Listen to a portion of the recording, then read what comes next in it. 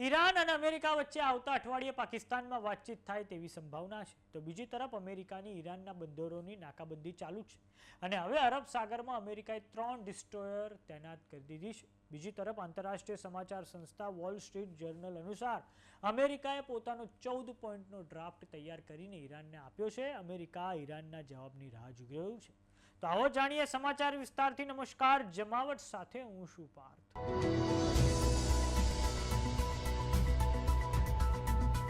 ઈરાનના બંદરોની અમેરિકા દ્વારા નાકાબંધી ચાલુ જ છે. તો બીજી તરફ સ્ટેટ ઓફ હોર્મુઝ પર ઈરાનનું નિયંત્રણ યથાવત છે. ત્યારે અમેરિકાના સેન્ટ્રલ કમાન્ડ દ્વારા પ્લેટફોર્મ એક્સ પર માહિતી આપવામાં આવી છે કે અમેરિકાની નૌકાસેનાએ ઈરાનના બંદરોની સંપૂર્ણપણે નાકાબંધી ચાલુ રાખી છે. એપ્રિલની 13મી તારીખ પછી અમેરિકા દ્વારા ઈરાનના 58 કમર્શિયલ શિપ્સ અને વેસલ્સને પાછા મોકલવામાં આવ્યા છે અને 4 જહાજોનો નાશ કરવામાં આવ્યો છે. તો હવે દર્શક મિત્રો, અમેરિકાના સેન્ટ્રલ કમાન્ડ દ્વારા ઈરાનની વિરુદ્ધમાં નાકાબંધી સંપૂર્ણ રીતે લાગુ કરવા માટે વધારાના 3 ડિસ્ટ્રોયર અરબ સાગરમાં તૈનાત કરવામાં આવ્યા છે. વાત કરીએ ઈરાનની, તો ઈરાનની સેના એટલે કે આઈઆરજીસી એટલે કે ઇરાનિયન રેવોલ્યુશનરી ગાર્ડ કોર્પ દ્વારા ધમકી આપવામાં આવી છે કે જો ઈરાનના તેલના ટેન્કરો કે પછી વ્યાપારી જહાજો પર કોઈ પણ પ્રકારનો હુમલો કરવામાં આવ્યો તો અમેરિકાને મુંહતોડ જવાબ આપવામાં આવશે.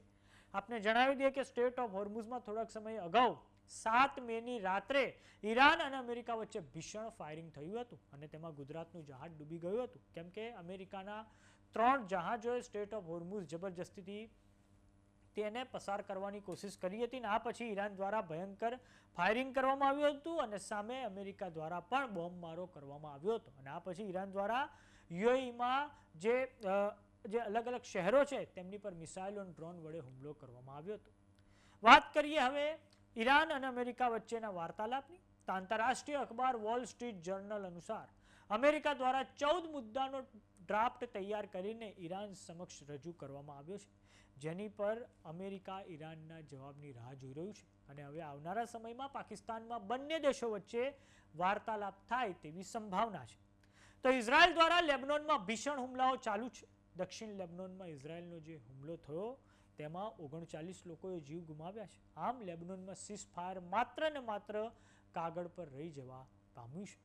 તો વાત કરીએ અમેરિકાની, તો અમેરિકાએ એપ્રિલની 13મી તારીખ પછી ઈરાન માટે પોતાની રણનીતિ સંપૂર્ણપણે બદલી નાખી છે. અમેરિકાએ ઓપરેશન ઇકોનોમિક ફ્યુરીની શરૂઆત કરી છે. આ અંતર્ગત તેણે ઈરાનના જે બંદરો છે તેમની નાકાબંધી કરી દીધી છે અને આ કારણે ને ઈરાનનું ઓઇલ બહાર જાવે આવી છે, કાં તો પછી ઈરાનમાંથી કોઈ પણ માલ સામાન બહાર જઈ નથી શકતો, કાં તો અંદર આવી નથી શકતો. અને આ કારણે અમેરિકાને અપેક્ષા છે કે ઈરાનના અર્થતંત્ર પર દબાણ વધશે અને સત્તા પરિવર્તન આપોઆપ થઈ જશે, કાં તો પછી ઈરાન અમેરિકા સાથે પરમાણુ કરારો કરવા માટે તૈયાર થઈ જશે.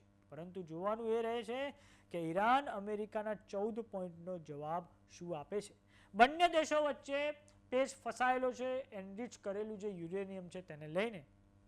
ઈરાન પરમાણુ કરારોમાં જે યુરેનિયમ એનરિચમેન્ટનો જે સવાલ છે તેની પર કોઈ પણ પ્રકારનો વાર્તાલાપ ચાહતું નથી. એટલે ગર્ભિત રીતે ઈરાન પરમાણુ હથિયારોને ચાહે છે, જ્યારે અમેરિકાનો પ્રયાસ છે કે સમગ્ર મિડલ ઇસ્ટમાં અને ખાસ કરીને વેસ્ટ એશિયામાં કોઈ પણ દેશ પાસે અને તેમાં પણ ઈરાન પાસે પરમાણુ હથિયારો ના આવે. તો જોવાનું એ રહે છે કે ડોનાલ્ડ ટ્રમ્પની નાકાબંધી જીતે છે કે પછી ઈરાનનો સંકલ્પ જીતે છે. તો સમાચારોમાં અત્યારે બસ આટલું. જોતા રહો જમાવટ. જો તમે અમને યુટ્યુબ પર જોઈ રહ્યા તો સબસ્ક્રાઇબ કરો, જો તમે અમને ફેસબુક પર જોઈ રહ્યા તો ફોલો કરો. સાથે જ અમારી વોટ્સએપ ચેનલ આવી ગઈ છે, જોઈન કરવાનું ના ભૂલતા. નમસ્કાર.